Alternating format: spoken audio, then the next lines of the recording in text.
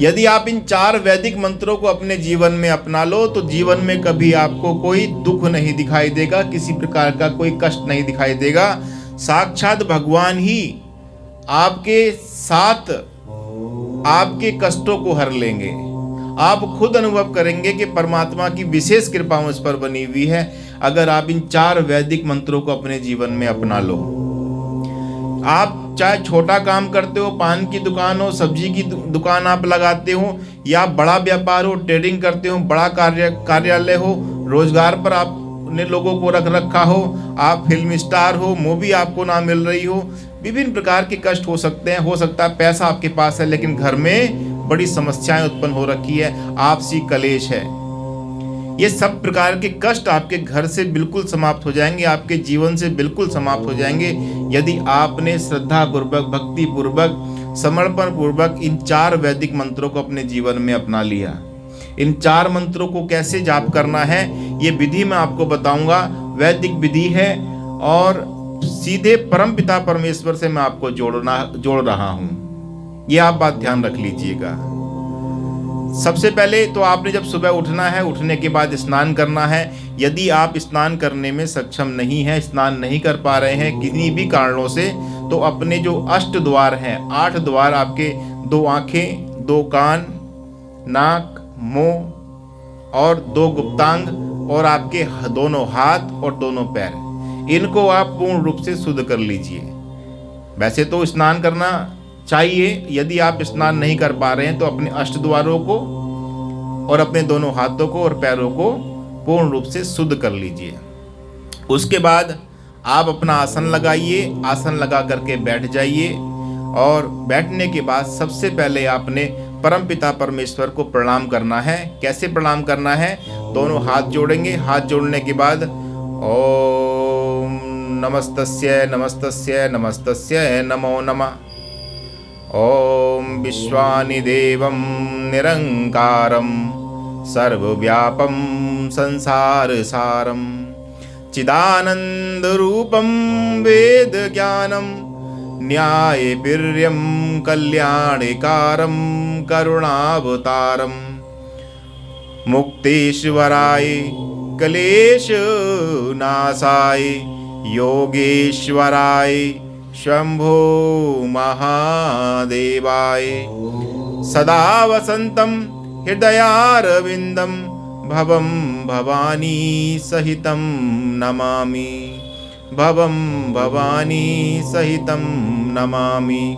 तो आपने ये प्रार्थना की परमपिता परमेश्वर से, उनको प्रणाम किया और उनका गुणगान किया।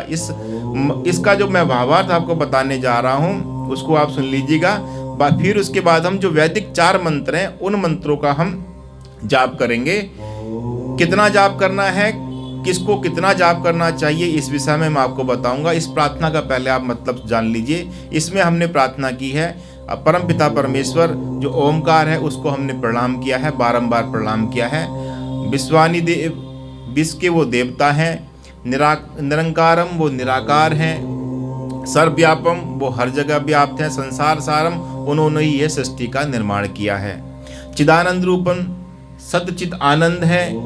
वेद ज्ञानम, वेदों का ज्ञान उन्हीं का है, वैदिक ज्ञान है। न्यायवीर्यम, वो न्याय करने वाले हैं। कल्याणकारम, वो कल्याण करते हैं। करुणावतारम, वो दया करते हैं हम सब पर। ये हमने प्रार्थना की।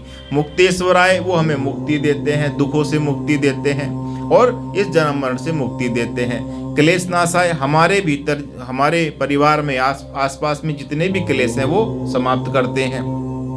योगेश्वराय, वो समस्त योगियों के ईश्वर हैं, यानी कि जो उस परमपिता परमेश्वर की साधना कर रहा है उन सबका साथ देने वाले वही हैं। स्वयंभू, वह स्वयं प्रकट हुए हैं। महादेवाय, सभी देवी देवताओं के वो देव है, यानी कि महादेव हैं। जैसे मान लीजिए देवी क्या है, देवता क्या है, जैसे वायु है, हमें कुछ दे रहा है ना, सूर्य हमें कुछ दे रहा है, जो कुछ हमें दे रहा है वो देवता है। ठीक है, अगर वो स्त्री फॉर्म में है तो उसे हम देवी कह देते हैं, यदि वो पुरुष फॉर्म में है तो उसे हम देवता कहते हैं। ये शब्दों के हिसाब से हम निर्धारित करते हैं। तो उन सब का जो महादेव है वो परमपिता परमेश्वर ओमकार है। सदा वसंतम हृदयारविंदम, कहाँ रहता है? वह हमेशा हमारे हृदय देश में रहता है। भवम भवानी, यानी कि उस परमपिता परमेश्वर और उसकी समस्त शक्तियाँ जो हमारे हृदय देश में रहती है, उन सबको हम प्रणाम करते हैं। ये हमने प्रार्थना की, प्रणाम किया परमपिता परमेश्वर को। अब हमने जो पहला मंत्र का जाप करना है, वो पहला मंत्र है गायत्री मंत्र। इस गायत्री मंत्र को 27 बार आप अधिकतम कितना भी कर सकते हैं, जो आपकी अपनी कैपेसिटी हो। 108 बार करना चाहें या उससे ज़्यादा करना चाहिए, लेकिन 27 बार न्यूनतम आपने करना है। उसके बाद बाकी 3 मंत्र के बारे में बताऊंगा, और भाव क्या होता है गायत्री मंत्र में वो आपको बताऊंगा। तो गायत्री मंत्र अपना आसन पे बैठ करके ओम भूर्भुवः स्वः तत्सवितुर्वरेण्यं भर्गो देवस्य धीमहि धियो यो नः प्रचोदयात्। ये आपने मंत्र 27 बार बोलना है। और भाव क्या रहेगा आपका? इसमें मंत्र के माध्यम से हम परमपिता परमेश्वर से प्रार्थना करते हैं कि आप तीनों लोगों के स्वामी हैं, आप सुखों को देने वाले हैं, आप क्लेशों को हरने वाले हैं। आप हमें बुद्धि दीजिए और हमें सतमार्ग दिखाइए। तो पहला जो भाव होगा वो बुद्धि का होगा और सतमार्ग का होगा, ठीक है? क्योंकि बुद्धि आपको प्राप्त करनी है, अच्छी बुद्धि होगी तभी आप अच्छा कार्य करेंगे और सतमार्ग पर हम चलें। ये हमने प्रार्थना पहले गायत्री मंत्र में की है परमपिता परमेश्वर से। अब कुछ लोग आपको कहेंगे कि गायत्री मंत्र का जाप महिला नहीं कर सकती। वो समझ लीजिए सनातन धर्म के विद्रोही हैं वो लोग, वो नहीं जानते हैं सनातन धर्म को, वो वेद को नहीं जानते हैं। तो ये ऐसे लोगों से बच करके रहें जो कहें कि महिलाएं गायत्री मंत्र का जाप नहीं कर सकती हैं। ये बहुत घातक है सनातन धर्म के लिए लोग, इनसे हमेशा बच करके रहो। दूसरा जो मंत्र है वो है ओम विश्वानि देव सवितर दुरतानि परासो यद भद्रम तनासो। तो 27 बार इस मंत्र का जाप करना है। इस मंत्र में हमने क्या प्रार्थना की है, क्या भाव रहेगा हमारा कि हमारे जो दुर्गुण हैं, दुर्व्यसन हैं, जो हमारे दुख हैं, उनको आप हटाइए, समाप्त कीजिए, और हमारे लिए जो कल्याणकारक गुण कर्म स्वभाव हैं, जो पदार्थ है, वो हमको दीजिए। यानी कि हमारे विकारों को आप हटा दीजिए, हमारे दुखों को हटा दीजिए, समाप्त कर दीजिए, और हमारे लिए जो कल्याणकारक पदार्थ हैं वो हमको दीजिए, जो हमारे गुण कर्म स्वभाव है वो हमको दीजिए। तो दूसरे मंत्र में हमने ये प्रार्थना की। पहले में बुद्धि मांगी, सतमार्ग मांगा, और तीसरे में दुर्गुण दुर्व्यसनों को, विकारों को समाप्त करने के लिए कहा, और हमारे लिए जो कल्याणकारक गुण कर्म स्वभाव है वो हमको प्राप्त हो, हमें वह पदार्थ प्राप्त हो जिनकी हमें आवश्यकता है, ये हमने प्रार्थना की।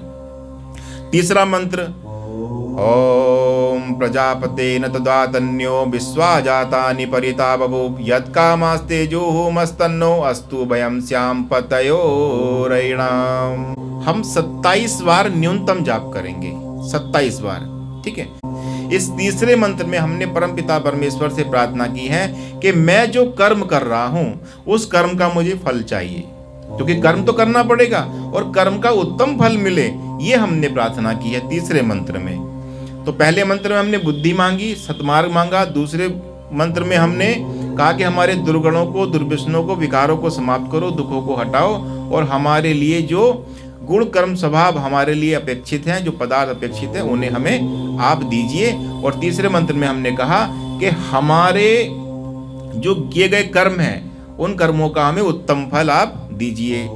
फिर चौथा मंत्र हम पढ़ेंगे ओम त्र्यंबकम यजामहे सुगंधिम पुष्टिवर्धनम उर्वारुकमिव बंधनान् मृत्योर्मुक्षीयमामृतात्। हम 27 बार न्यूनतम जाप करेंगे, 27 बार, ठीक है? इस मंत्र में हमने महामृत्युंजय मंत्र के माध्यम से मुक्ति की अभिलाषा की है कि हमें मुक्ति चाहिए। मुक्ति किससे? हमें दुखों से मुक्ति चाहिए होती है। यदि हमारे दुख चले गए तो हमें सुख ही सुख मिलना है, और जब हमें सुख प्राप्त होने लगता है तो परमपिता परमेश्वर खुद हमारा साथ देते हैं और हमें परम मुक्ति की तरफ बढ़ा देते हैं, जहां पर हमारा पुनर्जन्म नहीं होता है।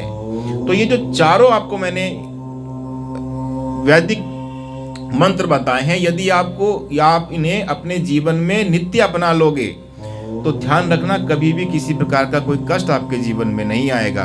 और उसके बाद फिर से आपने वही जो हमने पहले प्रणाम किया था परमात्मा को, उसी से प्रणाम करते हुए अपनी प्रार्थना को क्लोज कर देंगे। ओम नमस्तस्य नमस्तस्य नमो नमः।